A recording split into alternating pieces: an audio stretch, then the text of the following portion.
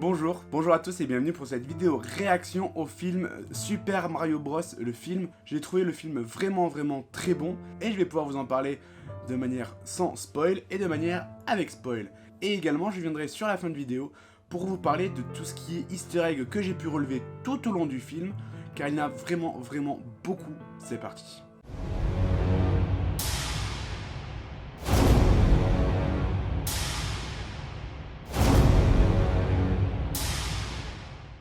Le film est plutôt bien présenté, c'est un bon film, c'est un bon divertissement pour la famille. Ceux qui sont familiers avec l'univers de Mario seront plutôt pas mal ravis, car il y a énormément de références aux jeux vidéo de Mario, également aux différents univers qu'il a pu visiter. Après, le scénario reste simpliste, hein. C'est Mario qui va à la rescousse de Peach, donc voilà, ça reste quelque chose de très basique, de très vu dans les jeux.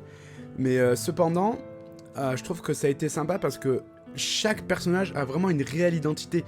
Auquel cas où Mario, on ne savait pas trop comment il était réellement. Est-ce qu'il était timide? Est-ce qu'il était courageux? Là, on sent vraiment que Mario a vraiment le cœur sur la main et a vraiment envie d'aider son frère et également les personnes qui sont dans le besoin, quoi. Donc ça, c'est plutôt pas mal. Peach, pareil, on a un vrai développement de personnage, petite origin story, donc qui est pas mal.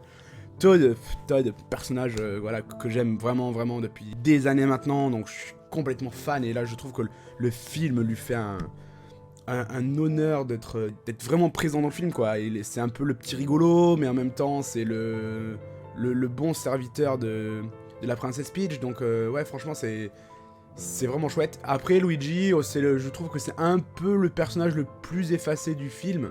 Enfin, pour ma part, quoi. C'est un film, voilà, comme je dis, totalement familial, et même si vous ne connaissez rien à l'univers de Mario, vous allez quand même, voilà, ça va vraiment être un bon film d'animation, comme un Moi Moche et Méchant, ou ce sont les studios Élimination derrière, donc vous pouvez clairement y aller les yeux fermés. C'est quelque chose que vous pouvez vraiment foncer sans y réfléchir à deux fois, quoi. En ce qui concerne la partie spoiler, donc je vais spoiler là, donc si jamais vous n'avez pas vu le film, et que vous souhaitez aller le voir en ayant toute la surprise, voilà, vous pouvez quitter la vidéo et revenir un peu plus tard pour me dire, ça y est, j'ai vu le film, je vais pouvoir en parler avec toi.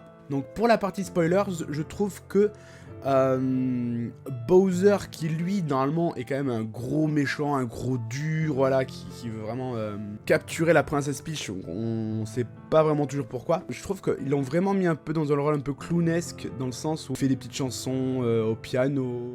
Peaches, peaches, peaches, peaches, peaches, peaches, peaches, peaches, peaches, peaches, ah, oh, yeah, ah. Voilà, c'est rigolo, mais ça change vraiment du gros méchant roi Koopa qu'on peut voir dans les jeux vidéo.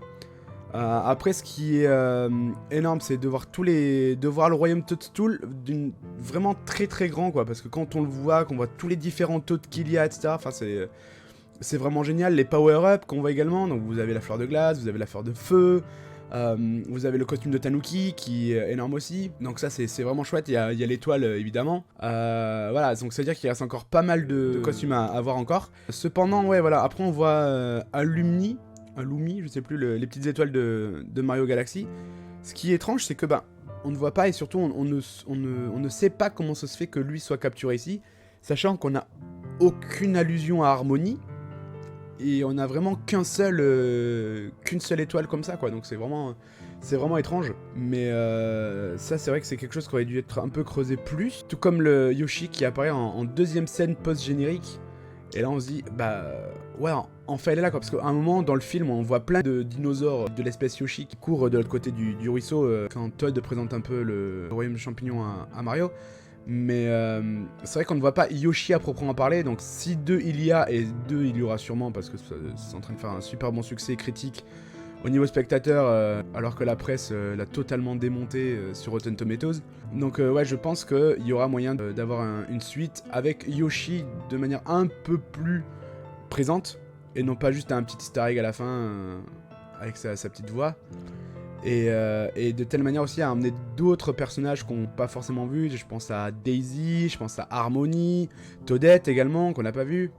Donc il y a quand même encore pas mal de personnages à intégrer dans cet univers-là. Et ensuite, donc, on va pouvoir passer à la partie Easter eggs que j'ai vu tout au long du film. Donc je l'ai vu qu'une fois, donc j'ai peut-être pas tout pu avoir.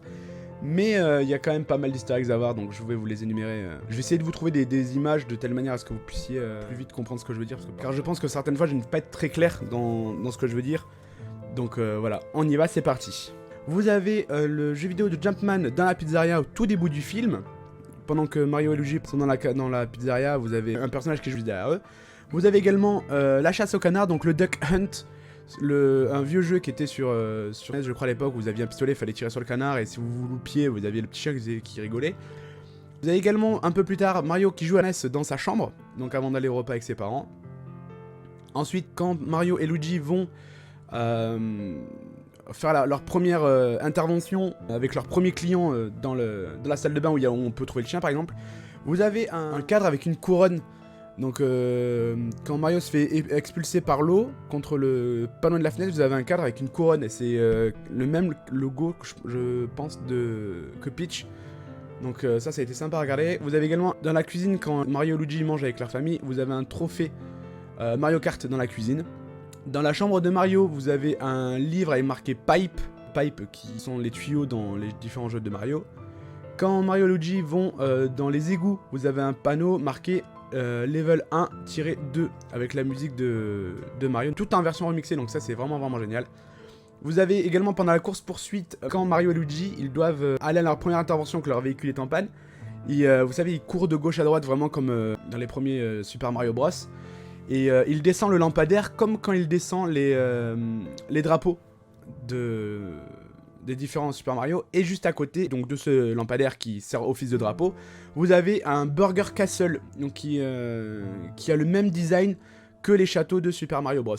Ensuite, quand vous avez Peach qui emmène Mario et Toad dans l'espèce de balcon volant là, vous avez tout autour du balcon volant, vous avez les petits chapeaux de Peachette, donc ça a été la transformation de Toadette en Peach. Vous avez Bowser qui a un piano avec marqué Ludwig van Bowser, donc clairement référence à Ludwig van Beethoven, mais sauf que voilà, Bowser a fait son propre piano. Quand Mario également se bat contre Donkey Kong dans l'arène, à un certain moment vous allez entendre It's a me. Et donc en fait ça c'est la phrase d'introduction dans certains jeux vidéo où il fait It's me, Mario. Donc ça voilà, ça c'est toujours cool à entendre. Juste après l'arène, vous avez également un poster de Funky Kong qui est sur un poster, donc voilà pareil, on ne le voit pas dans le film, contrairement à Diddy Kong et sa frangine qu'on voit. Là voilà, Funky Kong, vous le voyez sur un poster juste après l'arène.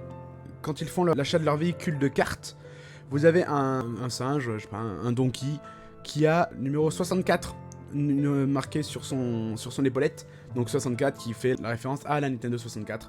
Auquel cas où on a pu avoir pas mal de jeux Mario également. Vous avez le mariage de Bowser, qui est référence à Mario Odyssey sur Switch. Vous avez également Mario qui habite à Brooklyn, qui est également la référence à Mario Odyssey.